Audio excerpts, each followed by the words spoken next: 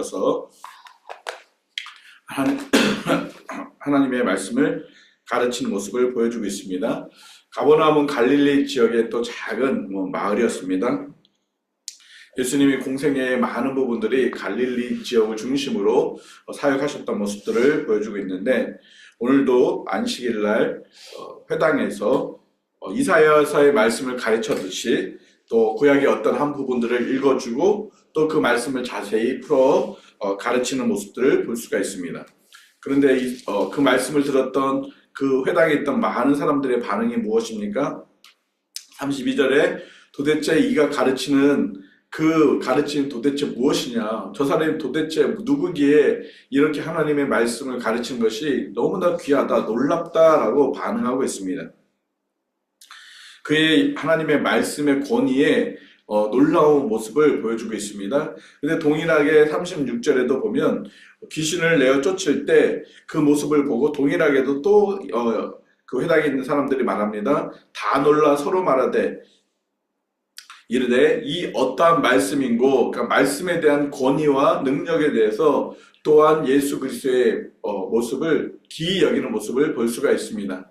누가는 의도적으로 지금 한 사건을 두고 계속 강조하고 있는 것이 있었는데, 그것은 하나님의 말씀입니다. 예수 그리스도가 전한 그 말씀이었습니다.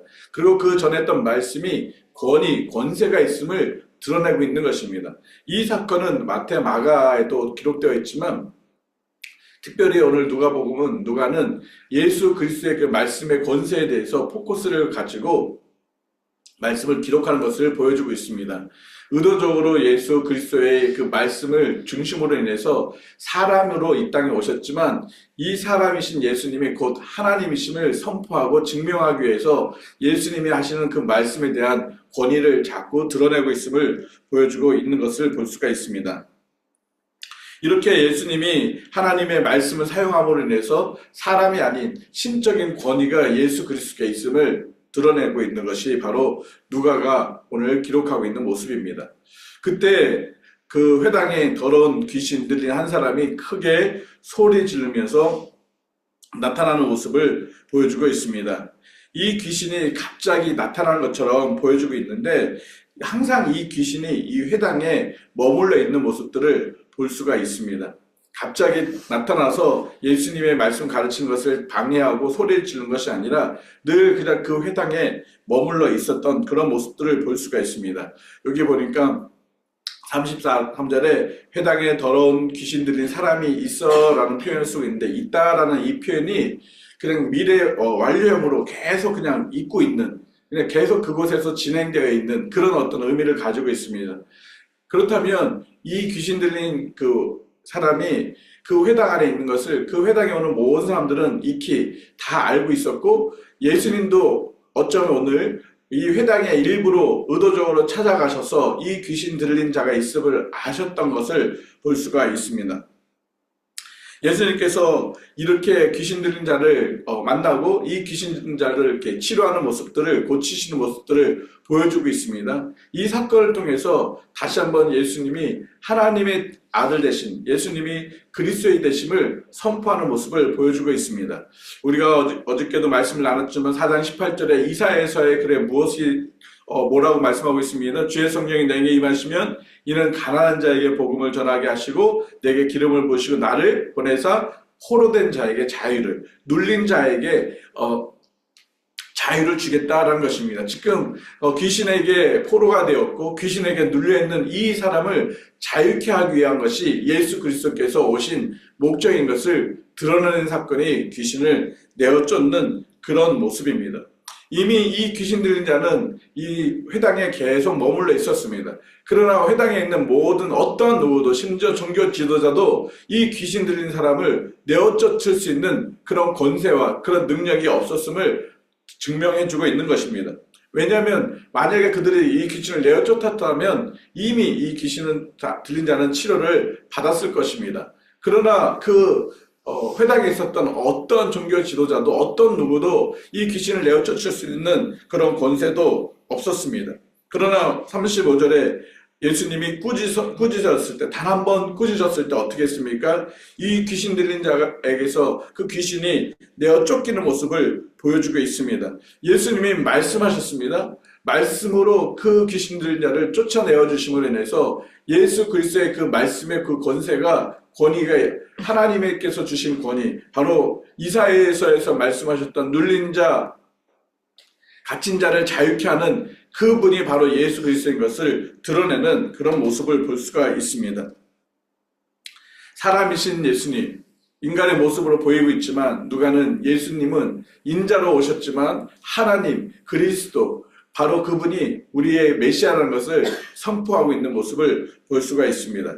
귀신이 예수님의 그 말 한마디에 쫓겨나오는 모습을 봅니다.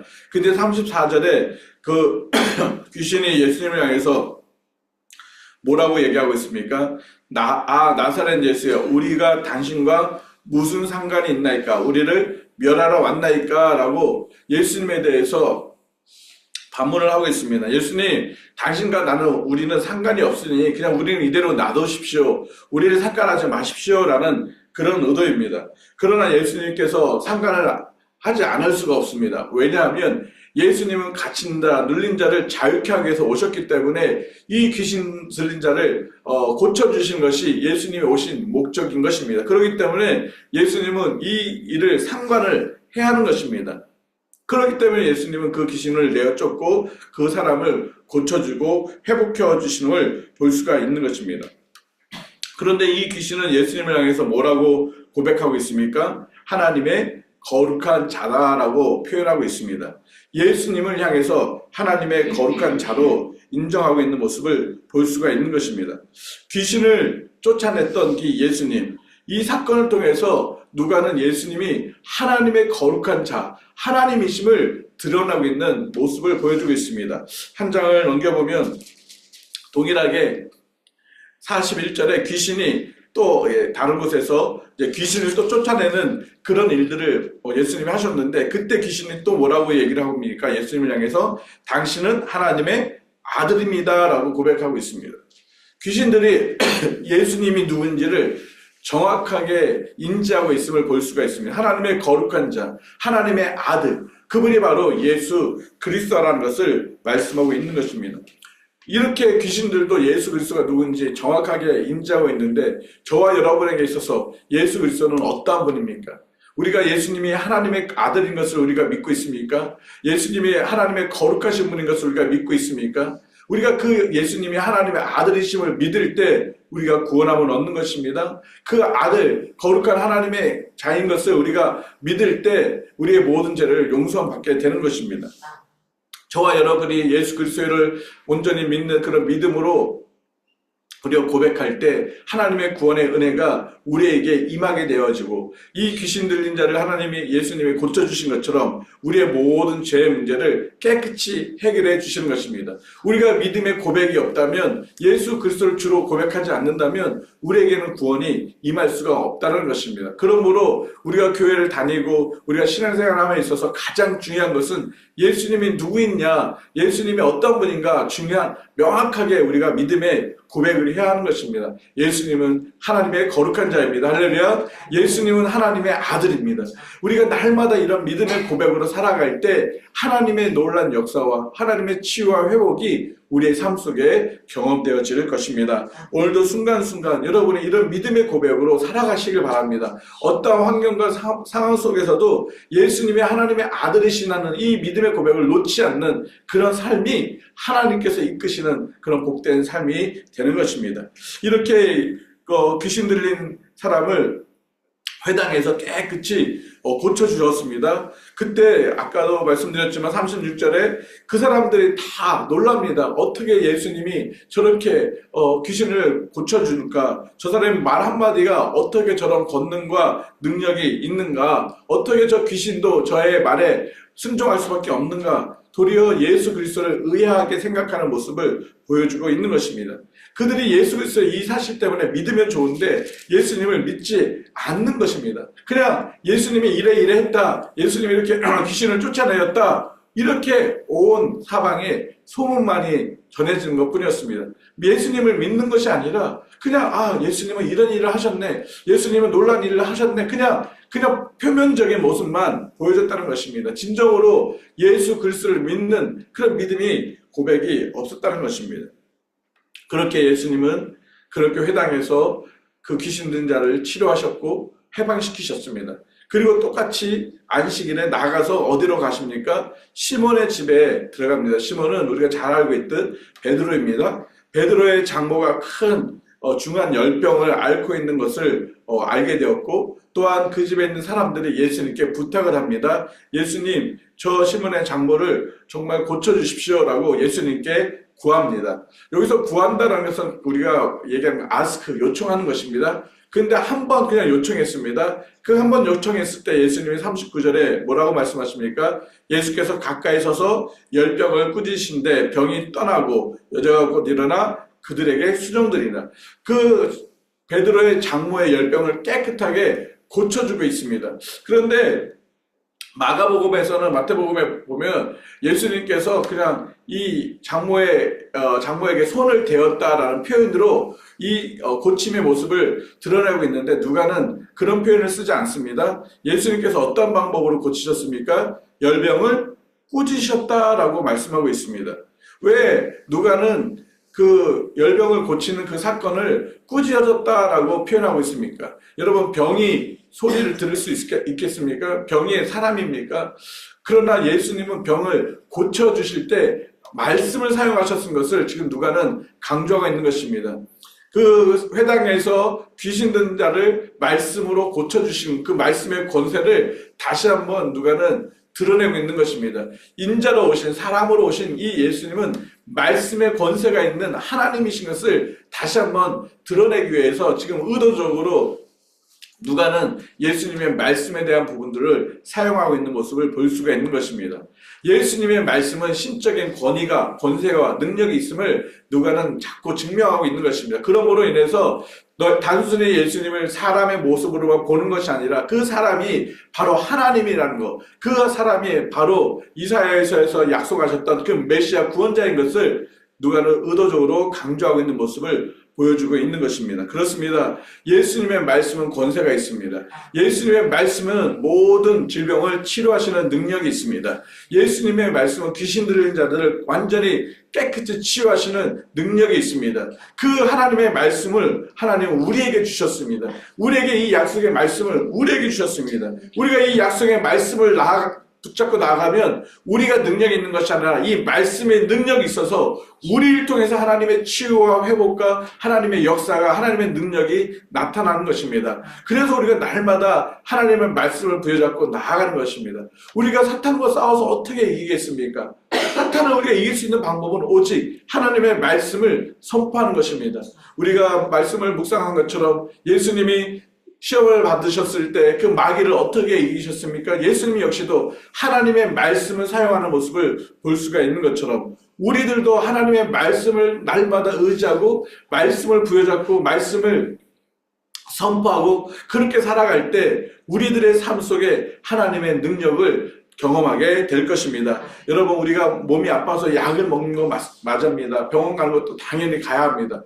그럼에도 불구하고 우리가 하나님의 말씀으로 우리 안에 있는 그런 병에 대해서도 선포하고 또 우리 안에 여러 가지 어려운 문제 앞에서도 정말 하나님의 말씀으로 선포하며 나갈 때 하나님이 그 가운데서 일하신다는 것입니다. 그래서 우리가 매일매일 말씀을 묵상하고 의지하는 이유는 다른 것이 없습니다. 나의 삶에 하나님의 능력의 말씀이 나를 다스려 주시고 나를 이끌어 주시고 나를 새롭게 하여 주시옵소서. 그래서 우리가 매일같이 새벽에 또 매일 성경을 또 아침마다 개인적으로 묵상하는 이유가 거기 있는 것입니다. 나의 힘으로 살아가는 것이 아니라 하나님의 말씀으로 살아가겠습니다. 하나님의 능력의 말씀을 따라 우리가 힘입어 살아가겠습니다 라는 그런 의지적인 결단의 모습들을 보게 되는 것입니다.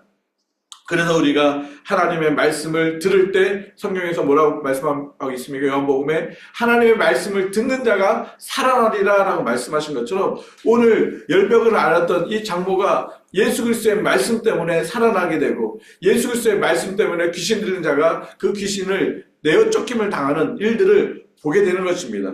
그 하나님의 살아있는 말씀이 오늘도 저와 여러분에게 들려지기를 원합니다. 그리고 그 말씀을 따라서 우리가 살아가는 그런 복된 삶이 되어야 될 것입니다. 귀신들은 예수님과 상관이 없는 삶을 원했습니다. 예수님이 그들에게 역사하면 그 귀신들은 다 내어 쫓아지게 됩니다. 그렇기 때문에 귀신들은 어떻게 하든지 예수님과 상관없는, 그래서 예수님이 떠나가기를 그렇게 요구할 수밖에 없습니다. 예수님은 우리와 상관 있는 분입니다. 예수님은 날마다 우리의 삶 속에 함께 있어야 합니다. 예수님이 없이 우리가 살아간다면 우리의 삶은 실패할 수밖에 없고 우리의 삶은 승리할 수가 없는 것입니다. 날마다 예수님이 함께 할 때, 예수님이 우리를 다스릴 때 우리의 삶에 승리가 있고 우리 삶에 참 평강과 참 안식과 참 기쁨이 누려진다는 것입니다. 그래서 우리가 주님이라고 고백하는 게 무엇입니까? 예수님이 나의 삶의 주인이 된다는 것입니다. 내 마음대로 살아가는 것이 아니라 예수님이 나의 삶의 주인이 되어서 나의 삶을 이끌어 주시는, 나를 상관해서 나의 삶을 다스려 주십시오. 그 고백이 주인이라는 것입니다. 오늘도 우리의 삶 속에서 예수 그리스도를 주로 고백하는 그런 고백이 있을 때 예수님이 우리의 삶을 인도해 주시고 우리의 삶의 모든 열병과 또 각종 질병과 문제들, 그 모든 부분들을 해결해 주실 것입니다. 예수님은 능력의 하나님이시기 때문에 그렇습니다. 이렇게 예수님이 그 가버나움에서 복음을 전하고 하나님의 말씀을 선포하고 귀신 들린 자들과 각색 병든 자들을 다 내어 쫓으자 더 많은 사람들이 예수님께 오게 됨을 볼 수가 있습니다. 그래서 예수님은 한적한 곳으로 이렇게 피하게 됩니다. 42절에. 그랬더니 또 무리들이 예수님을 찾다가 만나게 돼서 예수님을 떠나지 못하게 하고 있음을 볼 수가 있습니다. 왜 무리들이 예수님을 떠나지 못하게 했을까요? 그들에게 있어서는 하나님의 말씀도 필요했지만 그들의 문제, 질병 이런 부분들을 해결해 주시는 예수님의 능력이 어쩌면 그들에게 더 필요했던 것 같습니다. 그래서 예수님은 나중에도 이 무리들 향해서 뭐라고 말씀하고 있습니까? 너희가 나를 찾는 영혼은 떡을 먹고 배부르고 뭔가 고침을 받기 위해서 너희가 나를 찾는 것이지 진정한 하나님의 복음 때문에 나를 찾는 것이 아니다라고 그들을 책망하는 모습을 볼 수가 있습니다. 오늘도 43절 같이 한번 읽어볼까요? 예수께서 이르시되 내가 다른 동네에서도 하나님의 나라 복음을 전하여야 하리니 나는 이 일을 위해 보내심을 받았노라. 그렇게 예수님을 붙잡고 만류하고 있는, 떠나지 못하게 하는 그들을 향해서 동일하게 또 말씀하고 있는 것입니다. 내가 이 땅에 온 것은 하나님 나라의 복음을 전하기 위한 것이다. 물론 너희들의 질병을 고치고 귀신을 내쫓기 위해서도 분명히 예수님께서 오신 것입니다. 예수님이 이 땅에 오신 목적이 질병과 귀신을 내쫓는 것이 아니라 그것도 하시지만 하나님 나라의 복음을 통해서 그들의 영혼을 살리기 위해서, 죽음에서 그들을 생명으로 옮기기 위해서 이 땅에 오셨음을 분명하게 보여주고 있는 것입니다. 그래서 예수님은 많은 사람들에게, 천하 많은 사람들에게 예수 그리스도의 생명의 복음, 하나님 나라의 복음을 전해야 될 것입니다. 그렇다면 우리들의 사명은 무엇입니까? 우리의 사명도 역시 하나님께서 우리에게 복음을 주셨다면, 이 복음이 나에게 있다면 이 복음을 많은 사람들에게 전하는 것이 저와 여러분의 사명인 것입니다. 가깝게는 나의 가족들, 쪽 이웃들, 친구들, 또 멀게는 내가 알지 못하는 이 열방의 수많은 영혼들에게 하나님 나라의 복음을 전하는 것, 그것이 하나님께서 저와 여러분을 보내신, 아직까지 이 땅에 살려주신 이유라는 목적이라는 것입니다. 그렇기 때문에 우리는 매 순간순간 예수 그리스도의 생명의 복음을 전하는 그런 삶을 놓치지 말아야 될 것입니다. 41절에 보면 귀신이 당신은 하나님의 아들입니다 라는 표현을 쓰고 있습니다. 그런데 그 헬라 원어에는 이 앞에 또 호히오스가, 하나님의 아들이라는 히오스 이 말 앞에 또 뭐가 있냐면 호 크리스토스라는 단어가 있는데 한국어 성경에는 생략이 됐습니다. 이것은 마태복음 16장 16절에 이 베드로가 주는 그리스도시요 살아계신 하나님의 아들이라는 이 고백의 모습을 누가는 다시 한번 강조하고 있습니다. 호 크리스토스, 하나님 그리스도라는 것을 강조하고 있는 것입니다. 우리가 전해야 될 복음이 바로 그것입니다. 그리스도. 모든 인류의 모든 죄악을 담당하기 위해서 대신 십자가에 달려 구원해 주신 그 그리스도를 우리가 전해야 되고, 우리가 전해야 될 것은 그 그리스도가 하나님의 아들인 것을 우리가 전해야 하는 것입니다. 이것이 하나님 나라의 복음입니다. 예수 그리스도가 구원자인 것을 믿을 때, 예수 그리스도가 하나님의 아들 되심을 믿을 때 우리가 생명을 얻는 것처럼 이 세상의 모든 사람들도 예수님이 그리스도이심을 믿어야 되고, 예수 그리스도가 하나님의 아들이심을 믿어야 합니다. 우리가 그 이야기를 우리가 만나는 사람들에게 전하는 그런 삶, 그것이 하나님이 아직까지 우리를 이 땅에 살려주신 그런 목적인 것입니다. 하나님은 이 사명을 저와 여러분들이 잘 끝까지 감당하기를 원하시는 것입니다. 오늘도 나와 함께 하셔서 나의 삶의 모든 부분을 치료하시고 회복케 하시고 자유케 하신 예수 그리스도께서 여러분과 함께 하시고, 여러분에게 이미 주신 그 복음의 능력, 이 말씀의 능력을 가지고 만나는 모든 사람들에게 그 복음을 증거함으로 그들이 자유함을 얻고 회복되어지고 치유되고 생명을 얻는 그런 놀라운 일들이 일어나는 복된 하루가 되기를 예수님의 이름으로 축복합니다. 이제 같이 한번 기도하겠습니다. 하나님, 우리가 날마다 예수님은 그리스도시요 하나님의 아들입니다라는 믿음의 고백을 하며 살아가기 원합니다.